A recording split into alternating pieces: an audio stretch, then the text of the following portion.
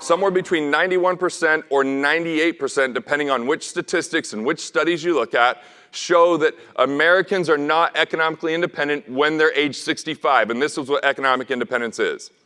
It's when you have enough recurring revenue to cover your basic expenses of life.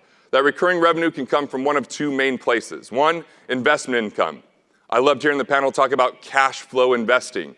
Investing isn't about waiting for 30 years. That's not investing. That's speculating. That's shirking and abdicating responsibility. That's taking on high risk. And anyone that's told you that high risk equals high return is selling you something that's not good for you.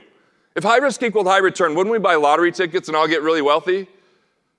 But let's face it, lottery tickets are a tax on the poor. That's how governments raise funds, by having people believe they're somehow going to get something for nothing, which is a disease of the mind. And look, there's this kind of scarcity mentality that happens with a lot of people in the world, and scarcity is the greatest destroyer of wealth. No amount of luck, saving, discipline, rate of return, or financial advisor will save you if you're in a scarcity mentality, because it's kind of this disease called the consumer condition. The consumer condition is where people look to take more from the world than they bring to it. You've seen it. It's called the entitlement mentality.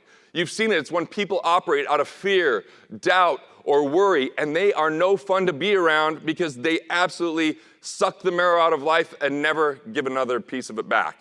On the other hand, I believe that there's a producer paradigm.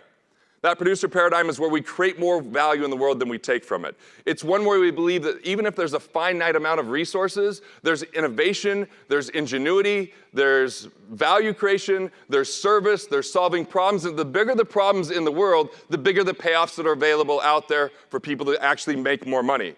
I mean, there's never been more money in the economy than there is right now at this second that I'm speaking. So it's not that it's scarce, it's that the knowledge of how to earn it and sustainably keep it and grow it is scarce.